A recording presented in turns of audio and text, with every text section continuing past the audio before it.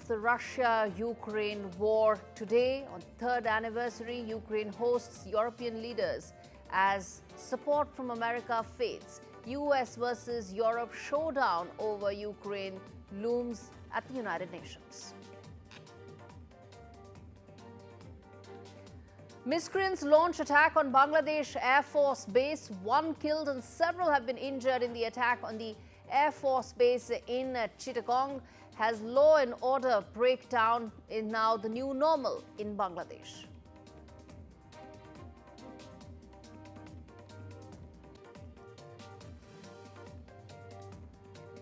President Trump ramps up economic measures against China. Donald Trump targets China with new trade and investment cuts.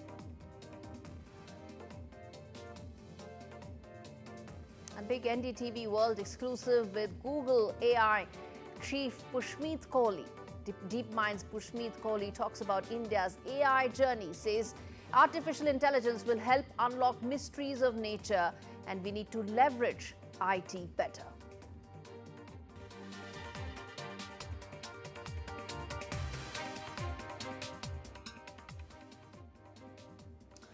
All right, viewers, we start the show with the big story today, which is the India-UK trade talks. It seems that the Trump impact has finally reached when it comes to trade ties across the world, and countries are now racing to forge trade pacts to try and reduce the impact that Trump tariffs could bring in. Well, India and UK, which have been going off and on in terms of their trade talks, have resumed those once again. This is in fact the first round of talks that are being held under Prime Minister Starmer's government. Previous talks included ones that took place under Rishi Sunak's tenure and his predecessor Johnson as well. Commerce Minister Piyush Goyal and his UK counterpart met in Delhi today. They discussed ways to advance these talks. FTA negotiations, there have been certain sticking points that remain, and remains to be seen how soon can both sides iron out those. As I said, 12 rounds of discussions have been taking place and agreement remains elusive. What are the sticking points? Well, whiskey remains one, and freeze and visa rules are also another key issue. Let's first listen in to what these trade ministers had to say. We come back and talk more on that. Both Jonathan and I have agreed to resume free trade agreement negotiations in a very, very cordial atmosphere and with great trust between the two governments, which was reflected in the meeting this morning. We will be able to make rapid progress to meet the collective aspirations for trade, investment, and the mutual prosperity of the people of United Kingdom and India. Friends, we have decided to build upon the strong groundwork that 14 previous rounds had developed, a win-win for both our countries. India is a vital partner for the UK.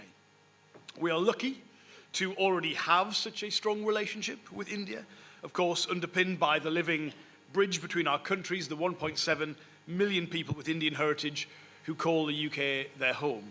Of course, what binds us together even further is our shared ambition through championing free and open trade and investment to drive jobs and growth across both of our countries. All right, let's get in my colleague Mohammad Ghazali to fill us in with the latest in these trade talks. Ghazali, tell us what are the sticking points, where are these talks held, what are the prospects? Yes, Gaurie. So Indian industry is seeking greater access for its skilled professionals from the IT, ITES and healthcare sectors in the UK, and they're also expecting zero customs duty on several goods. But meanwhile, the United Kingdom is pushing for lower import duties on products, as you mentioned, such as Scotch whisky, electric vehicles, chocolates and lamb meat. And it is also seeking greater opportunities in India's telecommunications, banking, insurance, legal and financial services sectors. sectors. Now today, Mr. Piyush Goyal as well as his UK counterpart, Mr. Jonathan Reynolds, were also asked about the mobility factor, the visa issue. And that is one sticking point on which both the ministers particularly said that perhaps in all the FTAs where India has signed FTAs with different countries, mobility or the visa is never covered under such FTAs. And he gave the example of Australia, that how India signed an FTA with Australia where students who are pursuing certain courses up to different levels, students pursuing diploma degrees in Australia are allowed work visas for a certain duration. Those pursuing masters or graduate degrees are allowed a certain duration of work visas, but this is not part of the FTA which India is discussing with UK. Piyush Goyal also mentioned that how India's investment in UK has created millions of jobs for the UK citizens there, and that is why in this particular FTA between India and UK, Piyush Goyal said that we will work with pace, but there won't be any haste. We won't take any decision in haste. There has not, both the ministers didn't divulge any kind of time frame, but both the ministers affirmed that perhaps after the 13th round of talks, which happened, the last round happened in 2023 in December, and after that in 2024, we had elections after which it was paused. Now both the ministers have confirmed that after resuming FTA, most of these issues will be ironed out with further discussion. All right. Thanks much, Mohammad Ghazali, for bringing that latest information. In fact, viewers, before we get in our guest this evening, let's now understand why this FTA is so important and what does this mean for the Indian economy. The questions that I'll pose to the panelists as well on your screens. The first big question: how long do you think it will take when it comes to the FTA that's been in the works? Which are the sectors that stand to benefit the most if at all an FTA does come? And the sticking point, the other key issue, what are those sticking points that round after round both sides are not being able to iron out?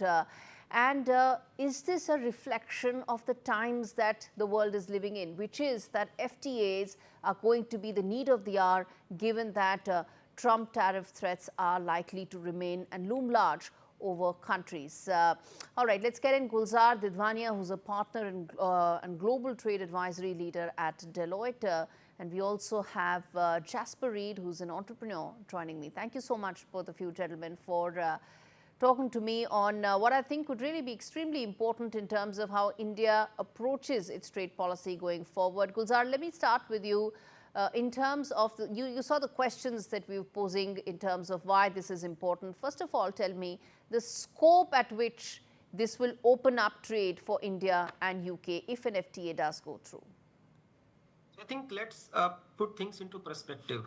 So first of all, try and see who is more going to be impacted with these FTAs. So India's exports are growing, India's export to UK are growing and imports are declining. And therefore, the trade surplus that India has is widening year on year basis. So based on the data published by the Ministry of Commerce, last year, financial year 23-24, India exported around $13 billion worth of merchandise and imported around $8.4 billion of merchandise. Similarly, the data from April to November 24 also suggests that India's exports period on period basis grew by over 15% to $9.6 billion, and imports again, reduced by 2% to $5.4 billion. So this trade deficit is widening, which means India is exporting more and importing less. And therefore, it becomes very, very important for the UK to not only, identify the key areas of, sticking points, but also see how do UK also starts increasing this, trade balance with India. So that's one driving factor which I think is very important for these bilateral talks to resume. Now, the 14th round, which happened in March 2024, some of these points like, India was asking access to the UK market from a services standpoint. UK was demanding lower duties on automobile, lower duties on, whiskey, etc. Yes. So those were the points which were actually. Let's take them one by one. Let's take them one by one. Okay. So you are saying that India has a favorable trade relationship with the UK. How do we build on it? And of course, what does it mean from the UK's point of view? Jasper, as an entrepreneur, you understand the importance of having favorable trade deals because, you have access to markets and of course, your cost comes down. Explain to us from your point of view, from a business point of view, why trade deals, and especially the India-UK one, makes sense? Hi, Gaurie. Well, I think the first thing I'd say is free trade agreements, which mainly deal with tariffs, are just one part of a much, much bigger picture. I mean, I'm a British entrepreneur who operates in India. I'm fully foreign funded. And so something like an FTA has very little impact on me because I'm overseas capital, I'm operating locally, I hire local people. A Scotch importer is obviously in a different boat. But the first thing I would say up front is that the amount of the parts of the overall pie that are dealt with on tariffs alone are relatively small, right? Having said that, a free trade agreement is a good signal of faith. It addresses a few areas. It can be built on. It may not have within it explicit protocols around visas or immigration, but all of these things are linked, right? So it's important, it's good to do. How important is it for both countries? That's a debate. I mean, I think at the moment, the last thing I'll make on this, that's a debate, right? So at the moment, both the UK and India are coming off 18 months of decline in consumer confidence, right? Both countries are suffering growth issues, albeit from very different vantage points, right? Both countries need to generate employment. And both countries, albeit very recently, are starting to kind of weigh up what Trump 2.0 means. Exactly. So who's got the greater priority? You can debate that. I think naturally enough, if you're India, great big markets like the EU and the US are naturally enough bigger priorities. But if you can get the UK agreement away, and it has been 13, 14 rounds, that's pretty good progress. Okay. Mr. Didwania, what are the sticking points? You know, we've a lot of conversations have happened. You know, it's about the Scotch, it's about whiskey, it's about access to markets. What about visas? But explain to us the top two sticking points from the UK side and the top two sticking points from the India side that really become almost like a deal breaker. I think let me start first with the UK side. So what we understand, the top two sticking points from UK side are a reduction in tariff on automobiles and the alcohol, which is whiskey to be very precise. Now, UK wants access because currently if you are importing whiskey, the customs duty is 150%. And therefore, it is actually making the UK whiskey pretty much, I would say, costlier if you are importing in India vis-a-vis the local manufacturers. So UK wants access to the Indian market for whiskey, which is growing very fast. So that's one sticking point. Second is reduction on customs duty on import of automobiles. While we have a different duty structure if you are importing parts of automobiles versus if you are importing a fully built automobile. So UK has been asking that give us an access to your market where you have lower customs duty tariffs for import of automobiles, particularly EVs. Okay.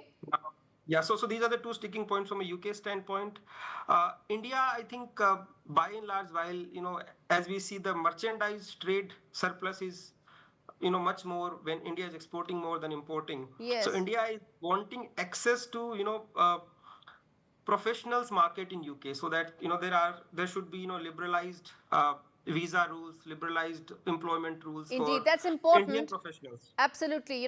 For India, it's not just the goods, but the services, viewers, which is equally important. And our services trade is also very high, almost at par with goods trade, which is why access from a services point of view, which means our professionals can go there in these markets, is so important for us. Jasper, before I wrap this up, I have to ask you, there's this global sentiment that's there that, countries and businesses need to insulate themselves as much as possible from the Trump tariff threat, so to say.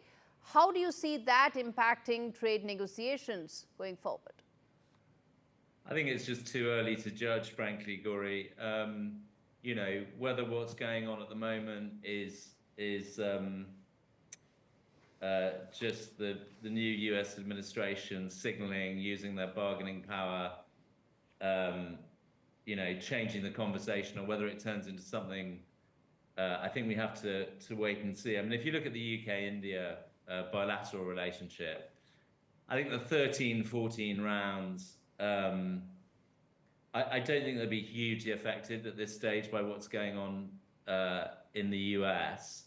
It might give a bit of an incentive to get things done before the world changes too much. But I would like to think at this stage of the game that, you know, and I mean, Gulzar, you pointed to a couple of items, but they ought to be, after 13, 14 rounds, down to a horse trade on the last few items. And then I think, frankly, it's like any negotiation. It's which party perceives themselves to have more leverage, who can wait the other one out a bit.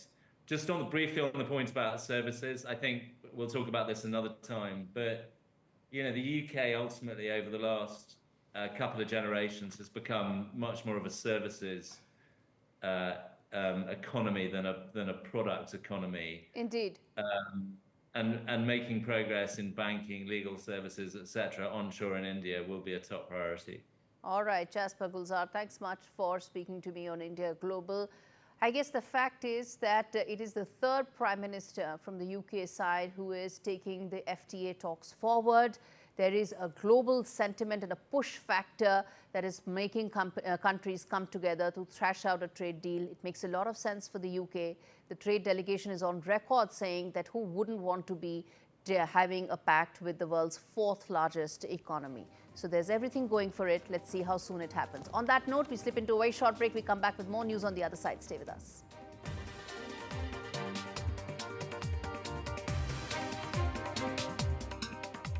For our seniors' lifetime guarantee, with 100% of claims having been paid, we guarantee your premiums will never go up and that you'll speak to one of our specialists in the UK. Well, that's good to know. UK residents aged 50 to 80 are guaranteed to be accepted. Depending on your age, your loved ones can get a cash payout up to £10,000. And that money can help with my funeral costs or even be used as a gift. I'll do it. Plus, when you sign up, you'll receive a £135 gift card and free 24/7 GP advice and health services. Thanks, Mum, for everything. Be proud to protect your loved ones with British Seniors. To get a free quote today, call our UK team on 0800 158 552 or visit britishseniors.co.uk. Sitting quietly while your car is made all shiny. Downtime can be just fine too. Ready meal is piping. Waterproof on the loo. Just enjoy your back tattoo. Tea break, face break, maybe even watch the ad break. Sometimes it's not time for some tombola, right? It's enjoying lasagna time, chilling with a book time, or time to visit your nan time. Put the phone down.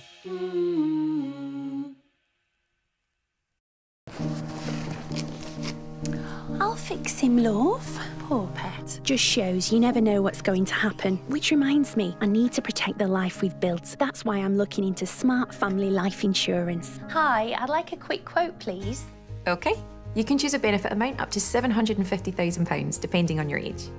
If you're a UK resident aged 18 to 64, you can apply with just a few health and lifestyle questions. For £250,000 of cover, the price starts at just £14.77 a month. That's less than I thought. And it could help my husband with the mortgage. Just like families, not all life insurance is the same. That's why we offer the Smart Family Guarantee. That's good to know. You'll also receive a 100% advance in the event of terminal illness and 10% cash back on your first year's premiums. That's the Smart Cashback. Plus, you'll also get your choice of a £125 gift card. Protect the life you've built the smart way. To get a free quote today, call our specialist UK team on 0800 977 5753 or visit smartinsurance.co.uk. What are you so happy about? I've just made a claim. We could be owed thousands. My claim group? Yeah, the cars we bought on finance, well, the lenders could have charged hidden commissions. It's dead simple to claim. Hey, I had 2 cars before we met. Go to My Claim Group. You could be owed thousands in hidden commissions from cars you bought on finance since 2007, even if you can't remember the details. Done. Simple, eh? Go to My Claim Group now. Claims made simple. Only thing that I focused on.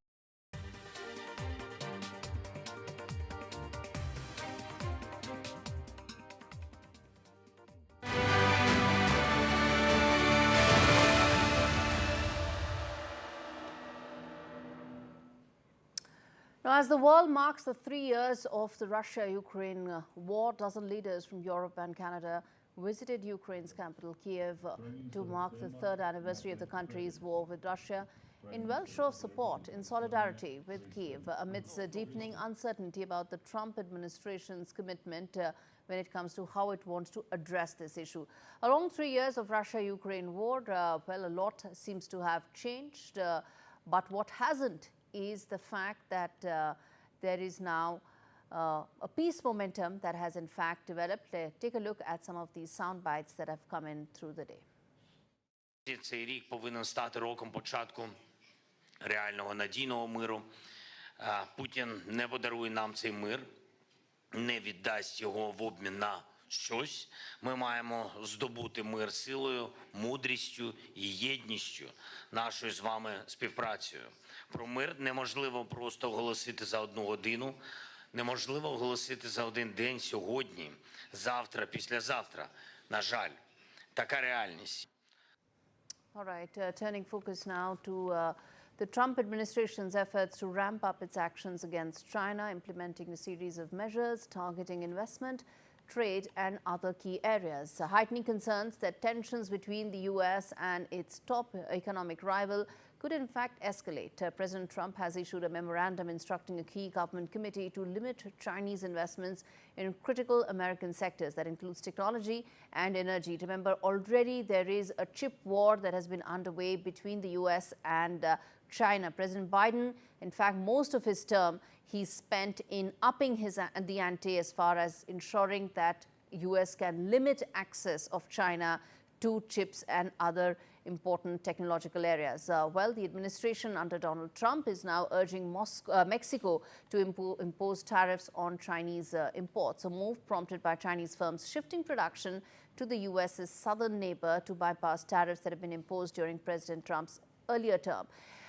The White House is also pushing for a review of the 1984 U.S.-China tax treaty and a reassessment of variable interest entities, a corporate structure that allows Chinese companies to list shares on U.S. stock exchanges. The Trump administration has argued that these steps are needed to protect key assets vital to American national security and economic independence.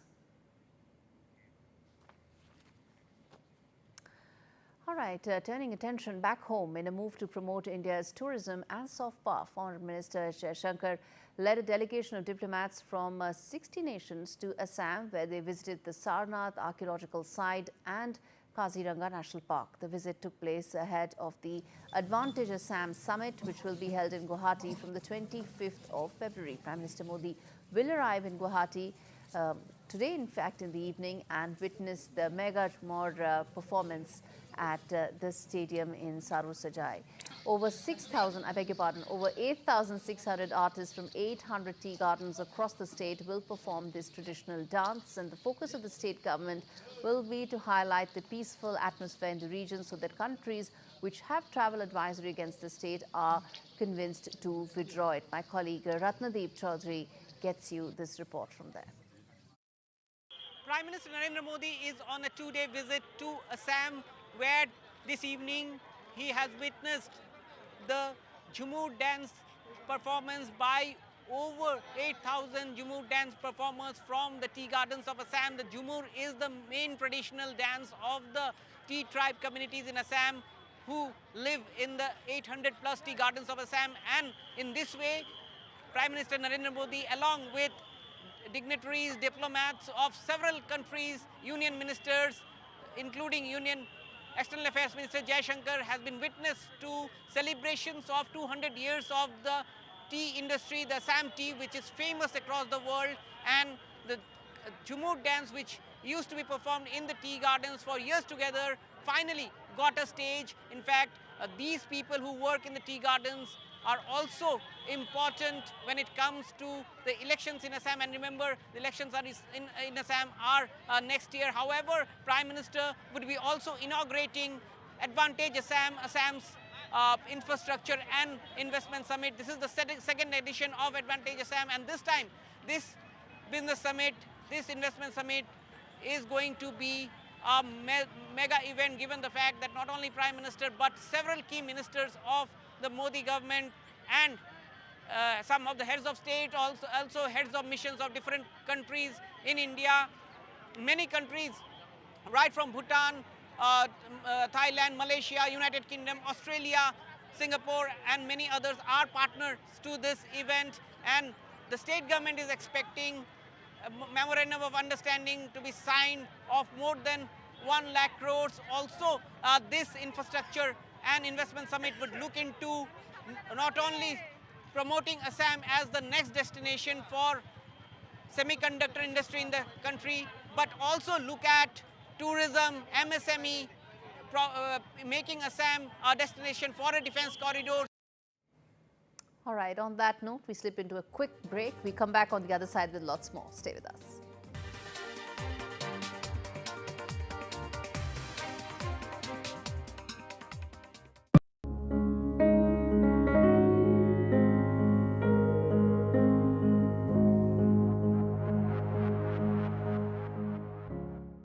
From tech titan to global philanthropist, Bill Gates has had a huge impact on the lives of millions across the world. As the co-founder of Microsoft, he's in a sense defined what personal computing has been for all of us. The vision that he had of the personal computer way back in the 70s and its evolution and the transformation of Microsoft has been fundamental in terms of tech, in terms of IT, in terms of the entire sector. And it's time now for Mr. Gates to pen his thoughts down, which is why he's come out with this. This is the first of 3 books. It's called Source Code, My Beginnings, and it's my great privilege to be over here in Palm Springs, in California, to speak about this. Thank you, and I'm delighted to be over here, fly all the way across the world, and I've had a chance to really go through this book. It's very, very interesting. Thank you. One of the primary themes which I found throughout the book has to do with your own intensity. The fact that you've always been driven. I mean, we know that is a fact, but we perhaps didn't know about the extent to which you were focused. And you write, for example, and I quote, "Like one of those watertight hatches on a submarine, I could shut out the rest of the world. Driven by the sense of responsibility I felt for Microsoft, I had closed the hatch door and locked the wheel. No girlfriend, no hobbies. My social life centered around Paul, Rick, and the people we worked with. It was the one way I knew to stay ahead." Could you tell us about how your focus ultimately resulted in you being the Bill Gates we know today? Well, part of my makeup, even from a young age, was that if something was fascinated, I could really dig in on it. So, learning to play cards with my grandmother, having books read to me, reading books, and mathematics early on fascinated me, and so I went into depth. But then I took that to a new level when I started Microsoft, because I knew there'd be other people trying to do software, and I decided, no, I'm going to make sure we stay ahead. I was always kind of worried somebody else would do well. And so during my 20s, I was really monomaniacal, not only using that ability to focus, but kind of making sure that software was the only thing that I focused on.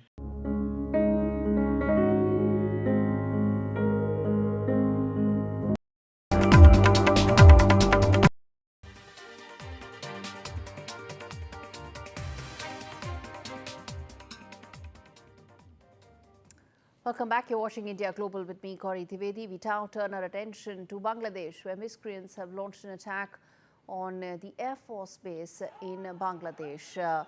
This comes at a time when there's growing clamor that Mohammad Yunus's government seems to have not focused where it should, which is law and order.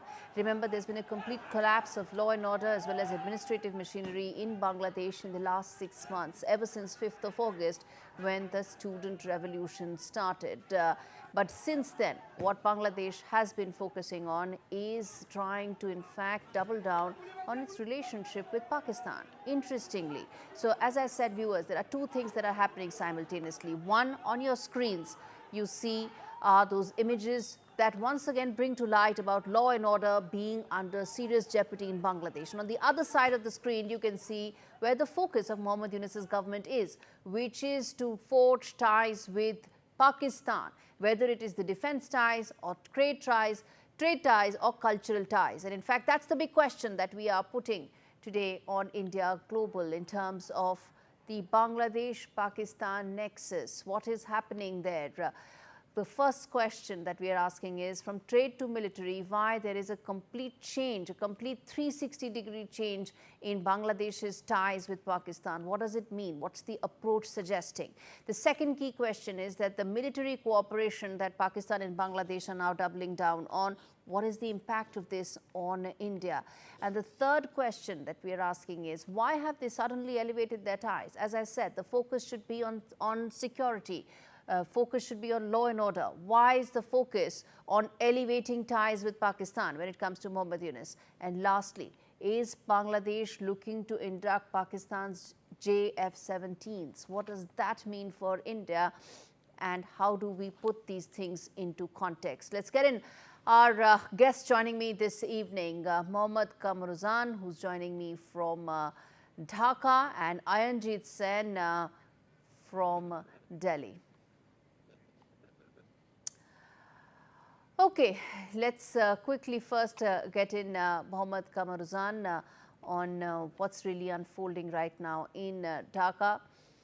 Sir, there are two things, and both of them matter because they feed into the one larger story and trend that's happening in Bangladesh. On one end, you have what we're putting out on our screens, which is once again security and law and order in Bangladesh being under tremendous tension, even as the focus of the government lies elsewhere.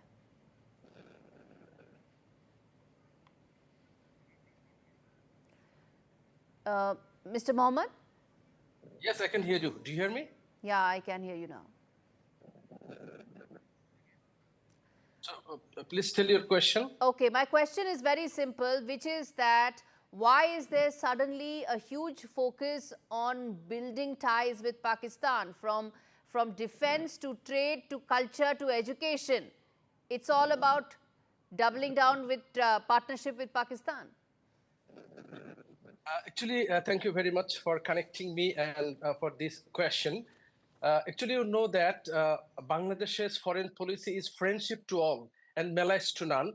So Bangladesh is trying to establish this constitutional system, and not only with Pakistan, but you know that in the last couple of years, the defense cooperation between Bangladesh and Turkey has also extended, and with India, Bangladesh has a very deep relationship, though after the fall of Sheikh Hasina, there are some tensions, but it doesn't mean that suddenly the defense cooperation between Pakistan has been extended, but actually, after the fall of Sheikh Hasina, the warmly relationship between Pakistan and I'm going to read it Bangladesh out, sir. has been visible. Right. Yes, I am please. going to read it out, and then I'm going to get Ayanjit Sen also. What all has happened in 6 months? It's just a 6-month-old story since 5th of August, not yet 7 months. So I'm going to tell you whether it's trade, whether it's culture, whether it's education, whether it's military. 4 aspects. Okay.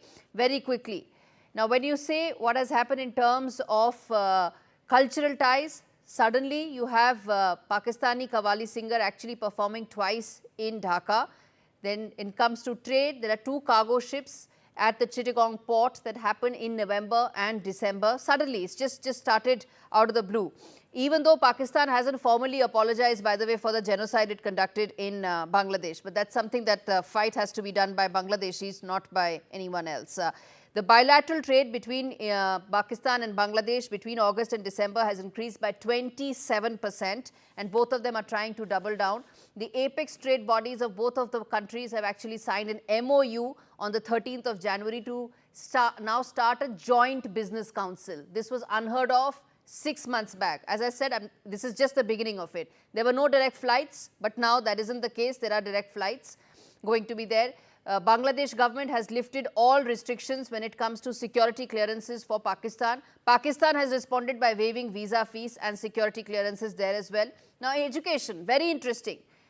Pakistan has decided to offer 300 fully funded scholarships to Bangladeshi students out of the blue. A country that hasn't apologized for the genocide it conducted on millions of Bangladeshi people are now offering scholarships to Bangladeshi students who want to study.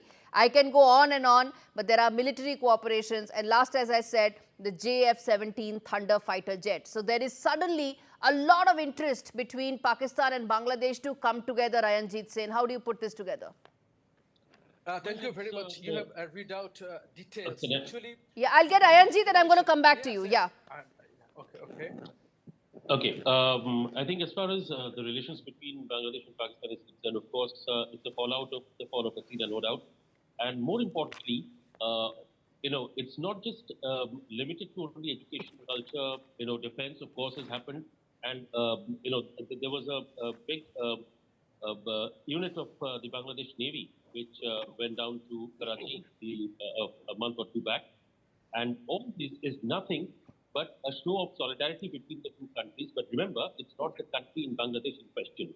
Because at the end of the day, when the Pakistan High Commissioner based in Bangladesh can visit interior of a defense operative site in Bangladesh, that tells you the story where Bangladesh-Pakistan relations right now stand. Because there are pictures which have come out, there are videos which have come out, and these are very clear evidences to say with, to the extent that Pakistan has now, in a way, levied upon Bangladesh in whatever manner they can. And it's just to make sure that ties with India are never recovered. From that perspective, they are trying to do whatever they can as far as Pakistan. Respond to that, Mohammed.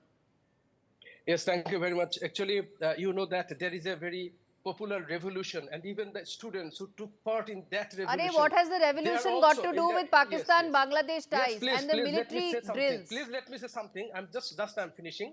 So the demand of the students are also that they want Pakistan will formally apologize for the events in 1971 for genocide and other crimes against humanity. But the students and as well as the general people of Bangladesh also want that the normal business relationship, trade relationship will continue. And Bangladesh government, this government is also planning to discuss this issue with Pakistan. For example, Bangladesh is also tolerating for many decades border killings by India. So we are trying, Bangladeshi authorities are trying to make relationship. I'm sorry, I'm not going to allow you any more airtime. I am not going to allow you any more airtime, sir. If you, in the same breath, talk about the genocide that Pakistan did on Bangladesh by any of the alleged border killings that may have happened on the India-Bangladesh border. As I said, if you're going to compare the two, I'm sorry, sir. As I said, I'm going to give you uninterrupted time, provided you don't misuse the platform by putting out what is incorrect. People will decide. Did you get an apology? Did you get an apology from Pakistan? Did you get an apology from Pakistan for the genocide? 53 years later, what you go and do is you want to accept scholarships from them.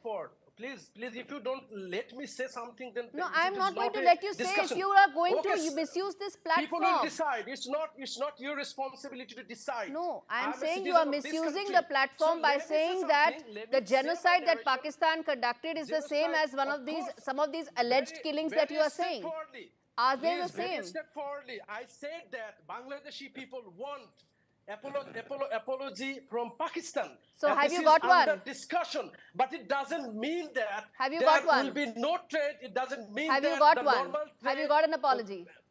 We are trying. It is on discussion. No, you're getting scholarships. You take those. Ayanjit Sen, yes. Why not? Let's get an Ayanjit Sen. He hasn't been able to speak. Yes. Border killings. We are tolerating border yes. killings. Let's get an Ayanjit Sen. Yeah. Yeah, scholarships. Giving scholarships to students of Bangladesh for Pakistan is the perfect example. And apart from that, there have been also incidents where the Bangladeshi players, players from different sporting disciplines have visited Pakistan. And remember, a time in Pakistan when Sheikh Hasina was ruling Bangladesh, at that point of time, the amount of inroads that Pakistan used to have in terms of business or any other form, there has been a subtle change all over.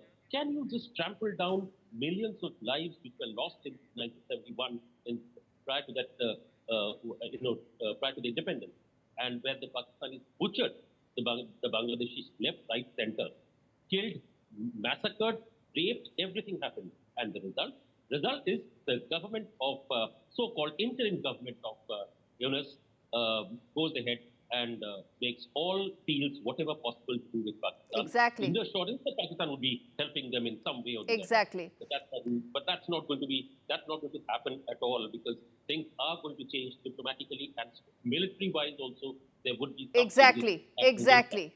All right. I have to leave it there. And I'm hopeful. I'm going to give you another chance, Mohammad Kamarazon, maybe tomorrow, day after, provided you come with facts and we have a conversation that takes the story forward, not to misuse the platform. Thank you so much for joining me today. Well, bottom line, viewers, as far as this issue is concerned, is that Pakistan hasn't still apologized to Bangladesh for the genocide it committed in 1971 and prior to that. But what has happened under Muhammad Yunus's government is that all that has been forgotten, and there is now a concerted effort to mainstream Pakistan. In fact, ties between Pakistan and Bangladesh are now increasing at a never-before pace, whether it is trade, whether it is culture, whether it's education, whether it's military, in all aspects. Now, there is a push to come together and elevate their ties further with one common goal. You have extremists in Bangladesh that are now taking center stage, just like what happened in Pakistan a couple of decades back. India needs to keep its guard up, of course, but needs to see what is really happening. It's not just about military, it's about trade, education and culture. And that tells you what is really happening in Bangladesh in terms of the society, the changes in terms of radical Islamist elements coming to the fore.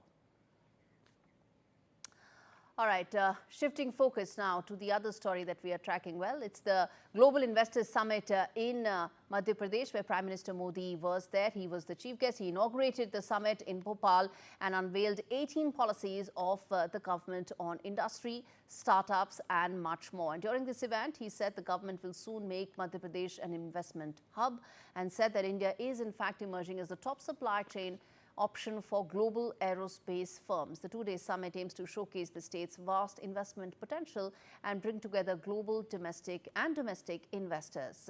Madhya Pradesh state government has invited entrepreneurs from 60 countries to explore investment opportunities that the state offers. Let's get in Saurabh Gupta joining us for more on this. Saurabh, you are in Bhopal. You've been talking to a bunch of investors from around the world. Talk to us. And in fact, let's play out this conversation that he had with Mr. Godrej a short while back. The Global Investor Summit in Bhopal is underway. Joining me now, Mr. Nadir Godrej. Sir, the group obviously sees opportunities in India, and as one of India's oldest business houses, how does the Godrej Group view Madhya Pradesh? Yeah. In Madhya Pradesh, our FMCG business had a very large factory in Malanpur for a substantial time. And at the last Madhya Pradesh summit, we had decided to expand that factory, and we got a lot of support from the Madhya Pradesh government. We have invested 450 crore, and later this year the factory will be commissioned, and we are hoping that the Chief Minister will come and inaugurate it.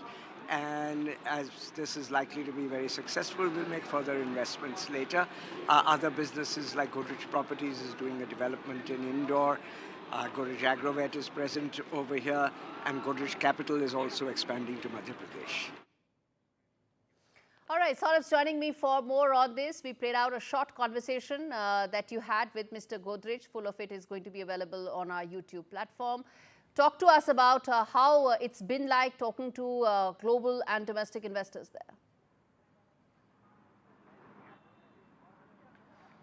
Well, what many investors have pointed out is the vibrance of this summit, because many say that, the 18 policies that you spoke about, which were unveiled, is something that gave them a lot of clarity on the sectors that were available for investment, the sectors that they really viewed as, perfect investment spots. And that's something that all these industrialists have been talking about. The big doyens of industry were present, and, industry leaders spoke even But Prime Minister Modi also was here, and he kind of set the tone about Madhya Pradesh's future as an investment destination, and that's something that we've seen throughout the day as well, with several sessions and several memorandums of understandings between delegations of different countries that are attending this summit here.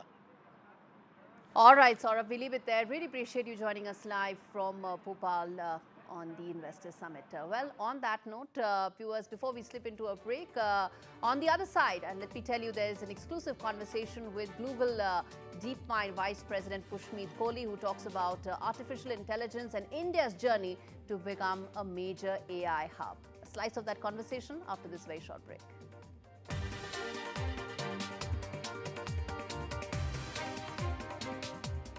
The cost of living crisis is affecting us all, but the impact on Hawela's family is devastating.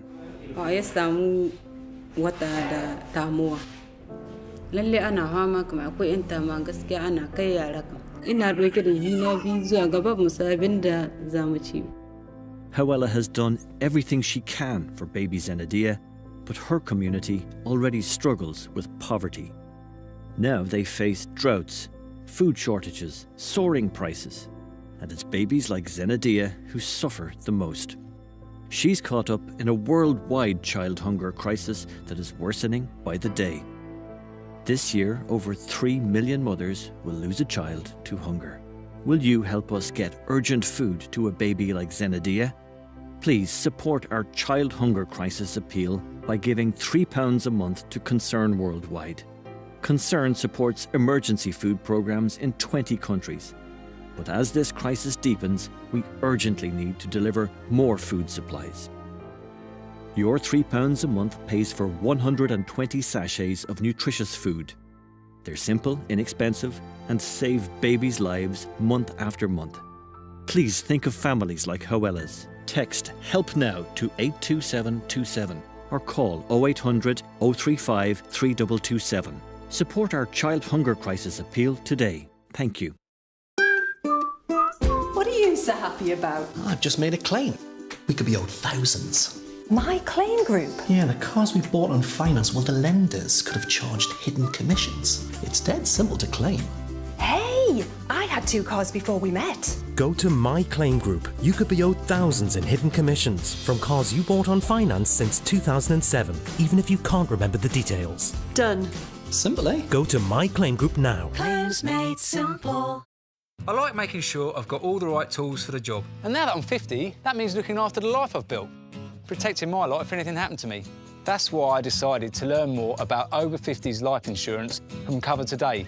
They're the only over 50s life insurer with no waiting period, unlike other insurers who could make you wait up to 2 years for full cover. With Cover Today, you're fully covered from day one.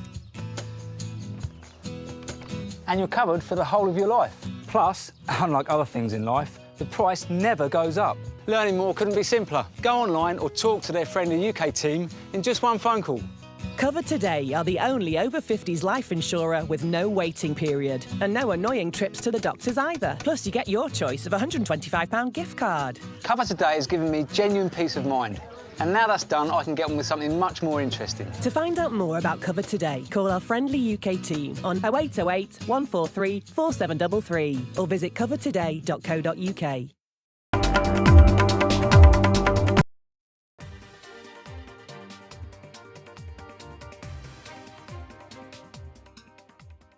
I am in conversation with one of the world's foremost AI scientists, and some would even call him a rock star in the AI space, Pushmeet Kohli, who's Vice President of Google DeepMind. Thank you so much, Pushmeet, for speaking to me, taking out the time. Let me start by asking you that did you expect the conversations around AI to be that frequent, and not just in your innovation labs, but across, as I said, whether in boardrooms or even now in campuses, one hears the word AI more often than not? Yeah, first of all, thanks for having me. I mean, the whole field of machine learning, as we used to call it, and AI definitely has had a whole transformation in the last 2 decades. I remember when I was starting my sort of research in this topic, it was very much a topic of deep mathematical research, and the conferences used to have 50 to 100 scientists coming together and sort of exchanging notes. It's definitely not the same scientific conference anymore. It has become quite mainstream, and for the right reasons. It is going to have impact on the world in various different ways. We are already seeing the potential it has to really advance and accelerate science that my team, particularly at Google, sort of has done a lot of work on. So yeah, it's exciting times. Indeed. What got you into machine learning? As you said, 20 years back when you would have started, this was an area where probably, a few scientists would be working with. Most people, or laymen like me, and large part of our viewers, probably not really aware of, the contribution this could have or the impact down the line it could create. Yeah, so I started working in this area mostly as an optimization researcher. I was interested in deep optimization problems that are encountered when you are trying to solve problems in computer vision and computer graphics and information retrieval. And what we realized is that this data-focused approach, where instead of programming the system to do something, if you allow the system to learn by itself from the data, it could come up with some very surprising sort of results which were much, much better than what you had programmed it for. So that whole paradigm of machine learning and sort of learning from data really brought home to me the fact that this is going to be a transformative technology and will unlock progress in a number of important problems that we are trying to solve. Indeed. And before we come to the specifics in terms of its impact on education or life sciences and medical research, even areas like automobiles, before we dive into any of that, I have to ask you a larger big picture question. As someone who is an AI scientist, what is your goal in terms of when you approach a technological breakthrough? What would you envisage AI to really achieve? Yeah, so one of the things that I think where we definitely need AI for is to unlock some of the mysteries of nature, especially in science. In many areas of science, whether it's biology, whether it's chemistry, physics, we need deep breakthroughs. Our civilization is facing a number of sort of challenges. We saw it with the pandemic, that our understanding of biology is quite limited. We are seeing it with climate change, that our understanding of the physical systems is limited. We are facing a huge energy crunch. And we need new sources of sustainable energy. So if you look at all these different problems, what is underlying it is a need for deep technological and scientific breakthroughs. And I think this is where AI comes into the picture. Why is that lingering fear there about, will this replace most jobs? I mean, and how does one address that lingering doubt about a tech breakthrough? Yeah, so I think the first thing to think about the new generation of AI models is that they have cognitive abilities. They are able to solve cognitive tasks. Now, if you think about the history of technology, when calculators came out, right, there were people who used to do those very cumbersome mathematical sort of calculations, which now did not need to do them by hand, but could use calculators. So in the same way, there will be certain types of tasks and certain types of activities that these models will be able to do. And I think the right thing that we will need to do is basically figure out how should we leverage them, and then the productivity gains that we get, how do we then invest those productivity gains towards solving newer problems? So if there are people, if we have more time now because we are more productive and we have access to these tools, the thing that society needs to ask itself is to how do we take on that that extra amount of productivity that we have, and where should we focus it? Okay, and the answer that I would like that I would propose is basically there are so many challenges that we are facing. In fact, we should be thinking about using any sort of our brain power that we can get towards those things.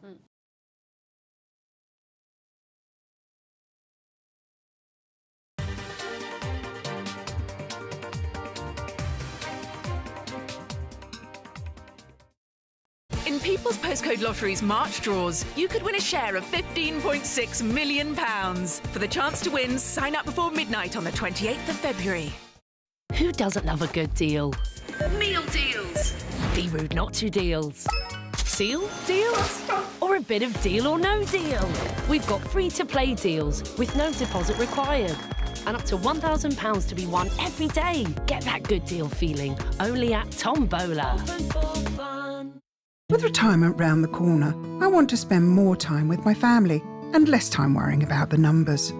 Which reminds me.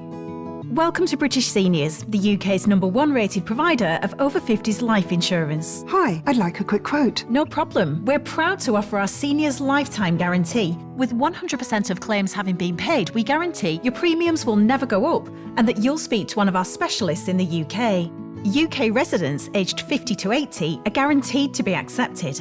Depending on your age, your loved ones can get a cash payout up to £10,000. And that money could help with funeral costs or even as a gift for the grandkids. I'll do it. Plus, when you sign up, you'll receive a £135 gift card and free 24/7 GP advice and health services. You got them all right. That's amazing. Be proud to protect your loved ones with British Seniors. To get a free quote today, call our UK team on 0800 977 5808 or visit britishseniors.co.uk. Do you need to borrow money for home improvements, a car, or paying off debts? Then you've come to the right place. Everyday Loans. Just tell us how much you want to borrow, up to £15,000. At Everyday Loans, we offer a service that's friendly and reliable. Apply online or on your phone. So whatever your credit record, apply now at everydayloans.co.uk. Awarded Best Customer Service at the 2023 Moneyfax Consumer Awards. Representative APR 99.9%. Our first year as a family flew by. And now, I want to make sure he'll be financially protected for all his birthdays to come. That's why I'm calling Smart Insurance. Hi, how can I help? Hi, I'd like a quick quote for family life insurance. OK, you can choose a benefit amount up to £750,000 depending on your age. That's great. If you're a UK resident aged 18 to 64, you can apply with just a few health and lifestyle questions. For £250,000 of cover, the price starts at just £14.77 a month. That's less than I thought. And could help my wife pay off the mortgage. And with our Smart Family Guarantee, you'll have peace of mind. That's good to know. You'll also receive a 100% advance in the event of terminal illness and 10% cashback on your first year's premiums. That's the Smart Cashback. Plus, you get your choice of a £125 gift card. Protect the life you've built the smart way. To get a free quote today, call our specialist UK team on 0808 141 5855 or visit smartinsurance.co.uk. Reach and clean the impossible with the Starlife Crevice Brush from JML. The versatile cleaning solution for hard-to-reach areas that your standard cloths and brushes can't clean. Made with thousands of tough, durable bristles, its slim design makes it the perfect cleaning tool to tackle narrow corners, tight spaces, and hidden crevices in your kitchen, bathroom, and beyond. And with 2 in a pack, you can get the cleaning edge you need thanks to the Starlife Crevice Brush. Only $9.99 from Asda, Morrison's, Robert Dyas, Tesco, and JMLDirect.com. When you have diabetes, progress is getting somewhere, even when it feels like you're going nowhere. The Libre 2 Plus sensor continuously tracks your glucose so you can see the impact of the steps you take. This is progress. Search Freestyle Libre.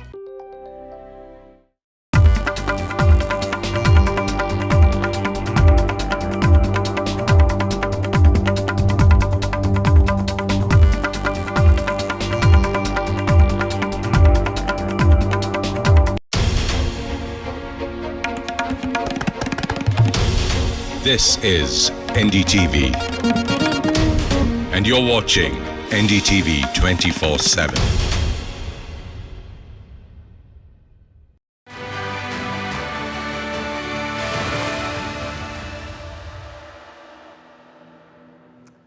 Hello and welcome to this very special edition of NDTV World, where we are decoding the 3 years of Russia-Ukraine war. Believe it or not, viewers, it indeed has been 3 years of this conflict. I'm Gaurie Dwivedi, and over the course of the next 60 minutes, we're going to try and cover as much ground as possible. What happened, what lies ahead, what will be Trump's formula that will bring peace, and most importantly, what really happened in terms of losses and gains for the world, for Russia and Ukraine. But first up, the headlines. 3 years of Russia-Ukraine war, Zelensky says open to resignation in hope for peace and NATO membership.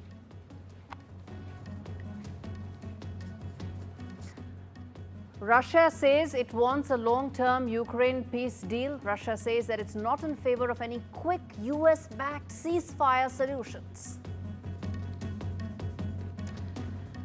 Ukrainian President Volodymyr Zelensky hails 3 years of resistance of Ukrainian soldiers and bows ahead for the heroism that the Ukrainian soldiers have shown.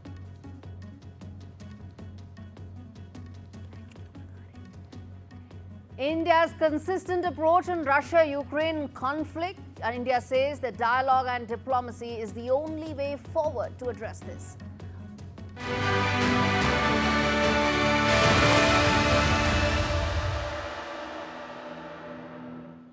Viewers, 24th of February 2022 is when President Putin announced his special military operation against Ukraine. It's now unsure as to how long this will go on. Ukraine is now unsure it can rely any longer on its staunchest ally, the US, as its exhausted troops that are fighting to hold the ground against, well, what one may say, unrelenting advances of Russia. Remember, it's been 3 years since the onslaught has gone on. In that time period, a lot of territory has in fact been lost by Ukraine to Russia. It did claw back some of it. It gained and made advances deep inside the Russian territory. And in these 3 years, there are some very 2-3 defining moments that happened in this war. One was the Americans allowed under President Biden to use their weapons deep inside the Russian territory by Ukraine, something that didn't happen till now. The other key aspect of this war was that there were hired mercenaries who came into the picture. Soldiers from North Korea, soldiers all the way from Africa were fighting this war where they had absolutely no clue about, let alone any ideological moorings whatsoever. This was a war that pretty much divided the world, and of course, there were two sides to it. Russia had all along said that it's because Ukraine wanted to enter NATO, it's because there were deep advances being made very close to its territory that it had to defend itself. Ukraine, on the other hand, said, well, it's an independent country and has the right to decide for itself whether it should be in NATO or not. And in the midst of all this, Europe changed forever. You had countries like Finland, Denmark, Sweden, which were known for being absolutely independent in their opinion, finally take stances. But what has happened in this last 3 years is there's been a change of guard in the US, and with that, a change of position. But before we get any of that, I want to play out this report that tells the viewers what really happened, and then we get you voices on ground from Russia and Ukraine, and then we move ahead. But first up, that report.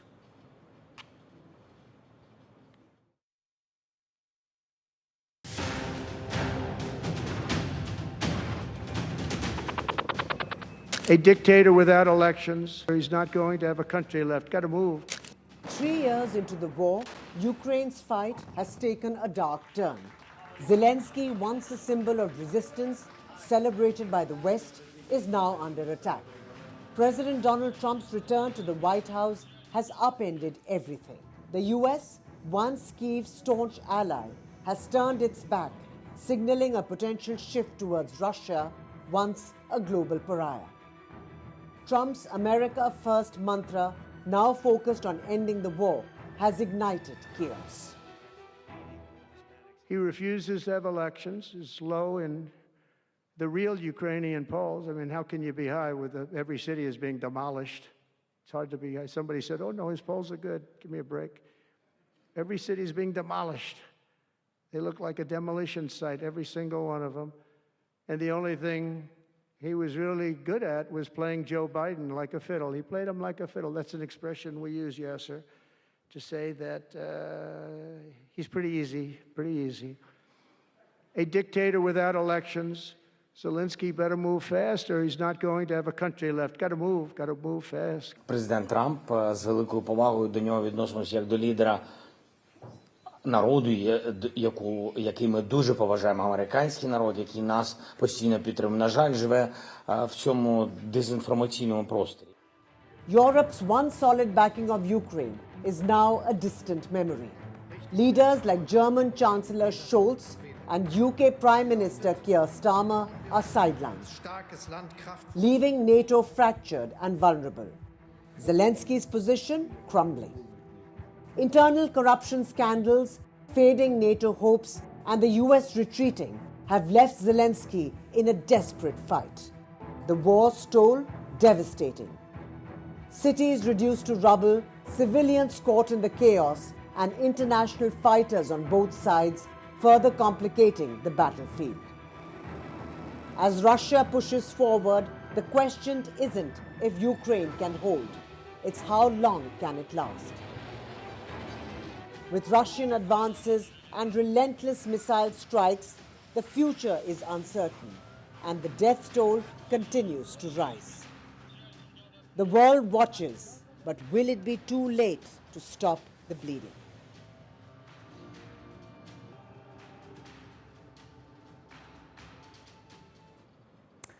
Okay, on the eve of the third anniversary of the war, there have been fresh shelling that's taken place. And let's get in both Dasha Chernyshova, who's joining me from Moscow, as well as Stuart Smith, who's joining me from Kiev, to understand what's really happening on ground. Dasha, let me start with you. There's been very important commentary that's come in from Moscow saying they don't want quick fixes, they want a long-term solution. Tell us what's the mood like on ground in Moscow on the third anniversary of what was essentially a military operation.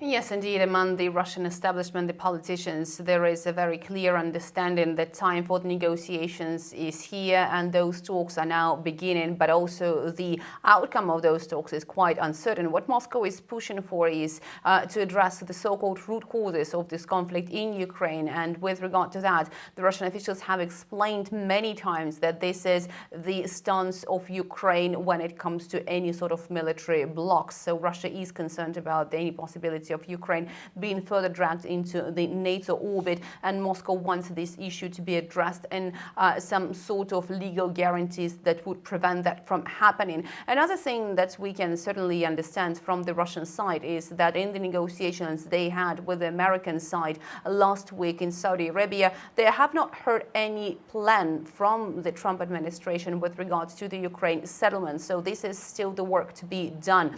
The Russian Foreign Minister, Deputy Russian Foreign Minister Sergei Ryabkov has said on Monday that any ceasefire to the conflict in Ukraine would not be a guarantee of this conflict not erupting once again. So they do want to make sure that there is the lasting solution worked out, that this is ironclad, that this is legally binding, and that will be preventing this conflict from erupting once again, because the fear in Moscow is that certainly these conflicts that is so close to the Russian borders will not be fixed in the manner that will provide for any sort of lasting solution. So this is the sentiment among the Russian elites. Speaking about the Russian population, you can definitely see another tendency. There is the overwhelming desire for the end of this conflict. Okay. No matter who you ask, whether those who support the conflict, whether those who disapprove of the start of this operation, the vast majority of Russians would be seeking an end to the conflict and the start of the negotiations. Indeed. Let me now come to you, Stuart. The world has, or at least the main world leaders, those from Europe, have come to Kiev. They are, of course, standing with Ukraine in solidarity. But much of Europe doesn't really have a solution right now for this conflict, does it? That's right, and it's what's meant the last 3 years is something that President Zelensky said while he supports the efforts of Europe and the United States under the Joe Biden administration, there was never a clear strategy about how to end this. Now there is a strategy being proposed in a sense from Donald Trump, which is to at least talk with Russia and try to come to some sort of agreement. But in the wake of that, Ukraine is terrified that that could mean it ends up having to concede a huge amount to Russia and also therefore would also end up making the rest of Europe more vulnerable to any future incursion. So what does Ukraine want? It wants security guarantees, and it means not just legally binding agreements or reassurances from Moscow or Washington, but something physical in Ukraine that would prevent military action taking place again. Now, President Zelensky still says the most cost-efficient way to that end is NATO membership for Ukraine. But with Russia being quite clear on that not happening, and Zelensky realizing that neither the Americans nor the Europeans ever really wanted that to happen either, he's asking for peacekeeping forces in Ukraine from both the United States and Europe. And that's hard right now because the United States says it doesn't want to provide any peacekeepers on the territory of Ukraine. So UK Prime Minister Keir Starmer and French President Emmanuel Macron in Washington this week to try to convince Donald Trump that as long as Europe puts up some troops, then the Americans should as well, as part of any ceasefire agreement. But still really early stages, everyone recognises into these talks, and it's still not clear whether Moscow is seriously considering peace or not, considering, as you said, that it has managed to make advances over the past 3 years. Last year alone, 4 times the size of Kiev in terms of territory was taken, and Ukraine is struggling to push back Russian forces still, though that advance is creeping. Indeed. And Dasha, which brings me to ask you this, that while on one end Europe may not have a solution, voices within the American establishment are also saying that what they want from President Trump is a very clear guarantee as well, that, you know, when an agreement is signed, he will not go back on it. Something that happened in 2014 after Crimea.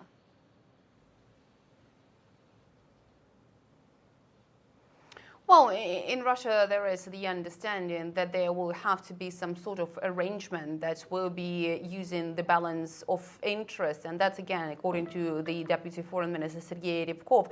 But with that said, we have so far heard only what Russia is demanding, what Russia is not ready, that Russia is not ready to concede any territory to the Ukrainian side, that it wants security guarantees, that it wants demilitarized Ukraine, neutral Ukraine, but no word with regard to what Russia could be given in exchange if we are talking about any possible negotiations, because that is, according to political analysts, the essence of talks. But at the same time, the very clear picture that we are getting from Moscow is that this is a very early stage of those talks, and all of the components are yet to be put together. When we speak about this conflict in Ukraine, Russia has been saying that the security architecture in Europe has crippled. So this solution for Ukraine should also be part of a wider deal for the European security. Obviously, if you ask the Russian businesses, they would like to see some sanctions relief as well. But if you talk to the Russian authorities, they would all say that Russia can deal and can live even under those sanctions, once again stressing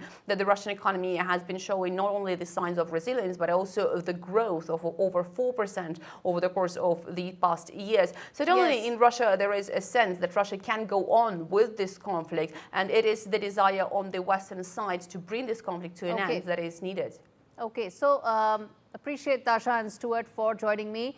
The fact is, yes, Russian war machinery has survived 3 years of a tsunami of sanctions. I don't share Dasha's view as to whether it can go on indefinitely, but yes, it's done better than what maybe some of the Western analysts may have expected 3 years back. To talk more on that and what lies ahead in terms of the new US-Europe relationship, the new US-Russia relationship, is going to be Sir Martin Sorrell. He's joining me live to talk more about this.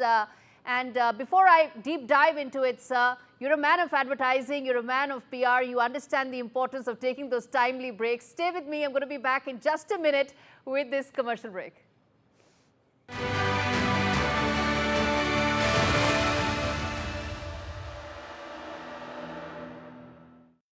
You could spend days trying to sell privately or selling a flash with We Buy Any Car. Enter your reg number now at WeBuyAnyCar.com.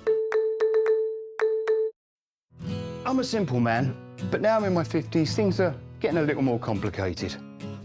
Retirement's peeking around the corner, and I wanted to make sure my family would be really looked after if anything happened to me.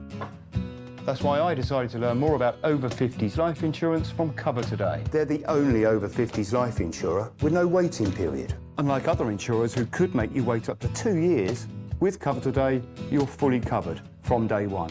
And you're covered for the whole of your life. Plus, unlike other things in life, the price never goes up. Learning more couldn't be simpler. Go online or talk to their friendly UK team in just one phone call. Cover Today are the only over 50s life insurer with no waiting period and no annoying trips to the doctors either. Now I'm with Cover Today, I can get on with something much more interesting. Plus, you get your choice of a £125 gift card. To find out more about Cover Today, call our friendly UK team on 0808 143 4774 or visit covertoday.co.uk. Sign up and start saving with Quidco today.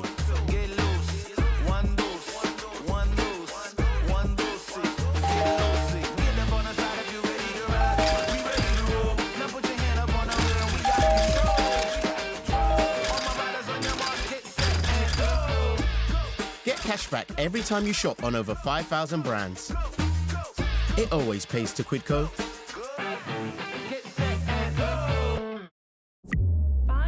Friendly Italian restaurant with outdoor seating nearby and text it to Luca. Find it real quick. Send it to the click. Wow, the place is sick.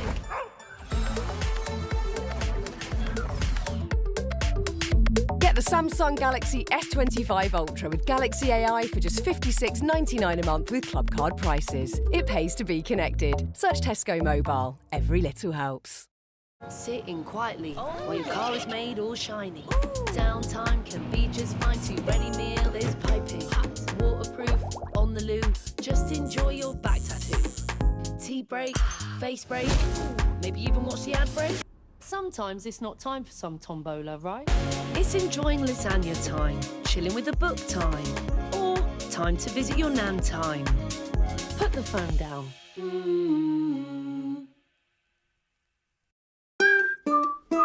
What are you so happy about? I've just made a claim. We could be owed thousands. My claim group? Yeah, the cars we bought on finance, well, the lenders could have charged hidden commissions. It's dead simple to claim. Hey, I had 2 cars before we met. Go to My Claim Group. You could be owed thousands in hidden commissions from cars you bought on finance since 2007, even if you can't remember the details. Done. Simple, eh? Go to My Claim Group now. Claims made simple.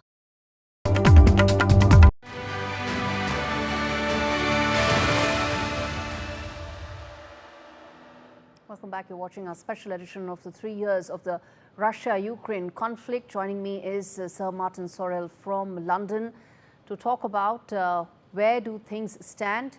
As things stand right now, sir, we are nowhere closer to this war ending than what we were 3 years back. All one can now hear is a lot of moral outrage by European leaders who've descended in Kiev. But outrage they can all have, but they don't seem to have solutions. Well, to be fair, the difference is that we now have some form of contact between the US and Russia, which we've not had under the Biden administration. I mean, for good or bad, that's what we have now. And I think communication or some form of communication may not be satisfactory from President Zelensky's point of view or the Ukrainian point of view, or indeed from the European point of view, but at least we have some contact and some involvement from the US and Russia. And I think that is the change that's taken place. Whether this will lead to a settlement, as you're suggesting, is another question, because there are a number of extreme positions on both sides, and it sounds as though the initial positions will make it extremely difficult to get there, whether it's membership of NATO, return of territory that's been taken by the Russians either in 2014 with Crimea or indeed the Donbass. We'll have to see. But I would sort of disagree a little bit with you that at least we have communication. We need that. We've seen that in the case of US and China, that when we have communication, there's more chance of us being together. You referred to the fact that I'm from the advertising industry and communication works. And if you don't have it, it doesn't work. You think that in hindsight, maybe these communication lines should have been established earlier? Yes, I definitely do. I draw the parallel with US and China. When we didn't have the communication, it was extremely dangerous. I mean, mistakes can be made on either side, and there can be miscommunication or misunderstandings if there's no communication. So I think it is much better that we have communication. Obviously, President Trump has been very tough on Zelensky and has said some very tough things about him and his position. And we'll have to see how this shakes out. I think on the other side, as a number of people here in the UK, the ex-intelligence community have pointed out, that the Russian economy is not in good shape. The Russians have lost, I've seen estimates, huge estimates. I think you've included those figures in the program. Last week in Miami, I think President Trump suggested that 900,000 Russians and 600,000 Ukrainians had either been killed or injured in the 3-year conflict so far. I don't know whether those numbers are accurate or not, but whatever the number is, it's a huge toll. It's a huge human toll on a war. Human toll. And to be fair to President Trump, that is what he is very focused on, or appears to be very focused on in his statements, that he wants to end the conflict because he wants to end the senseless killing and maiming and injuring. What do you think of his approach? What do you think of his approach where, he's, to a large extent, he's blindsided European leaders? They didn't even know when he picked up the phone and spoke to President Putin on 10th of February. Now they're taking turns to come and meet him. Your Prime Minister is set to be in Washington on Thursday. What do you think about that? Our Prime Minister is behind the French President and the Polish Prime Minister. They're all lining up to see President Trump in Washington, which I think he is somewhat flattered by, to say the least. Now, look, the situation is extremely difficult. It will be extremely difficult to resolve, but at least, I would have to say, under the Biden regime, we had inaction. We had inaction in the Middle East. We had inaction as far as Russia and Ukraine is concerned. And to some extent, we had inaction in relation to US and China. That's the third theater, if I can put it that way, that we've yet to see what will happen. That's the third big geopolitical issue that we have to deal with. I mean, there are others like North Korea, but those three things, the Middle East, Russia, Ukraine, the US, China, are the big three issues that President Trump, I'm sure, is focused on. But look, I will have to see how it shakes out. At Munich, we had some communication also with Europe. To be fair to President Trump, also, he's made it quite clear in Trump 1.0 as he is in Trump 2.0 that Europe has to fend for itself, or fend more for itself than it has done historically. Spending 2 or 3% of GDP on defense is not sufficient. And we can't rely in Europe, as we have done since World War II, on the US for our own defense. We are going to have to devote greater resources to defense, both from a UK point of view and a European point of view. 2 or 3% of GDP may not even be sufficient. We may have to drive it up even further, and we have to look to our own resources in order to deal with the defense issues and the military issues in Europe. So that is a big change. It is now a situation where strong world leaders and nation states negotiate sort of unilaterally rather than multilaterally, and that's something we're going to have to get. Indeed, Sir Sorrell, thank you so much for speaking to me on NDTV. The fact that those communication lines could have been established earlier is what some of these leaders that you were seeing pictures of should in fact be cognizant of. We come back and talk more on this. Stay with us. We're slipping into a very short break. More on the Russia-Ukraine war and what lies ahead after this break.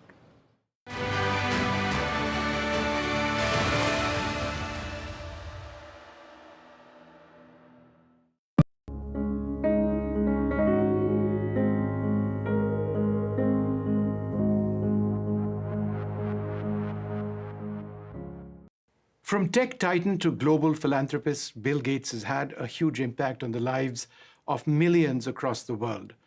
As the co-founder of Microsoft, he's in a sense defined what personal computing has been for all of us. The vision that he had of the personal computer way back in the 70s and its evolution and the transformation of Microsoft has been fundamental in terms of tech, in terms of IT, in terms of the entire sector. And it's time now for Mr. Gates to pen his thoughts down, which is why he's come out with this. This is the first of 3 books. It's called Source Code, My Beginnings, and it's my great privilege to be over here in Palm Springs, in California, to speak about this. Thank you, and I'm delighted to be over here, fly all the way across the world, and I've had a chance to really go through this book. It's very, very interesting. Thank you. One of the primary themes which I found throughout the book has to do with your own intensity.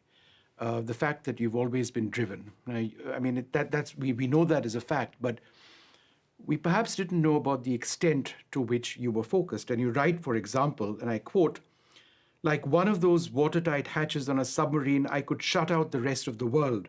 Driven by the sense of responsibility I felt for Microsoft, I had closed the hatch door and locked the wheel. No girlfriend, no hobbies.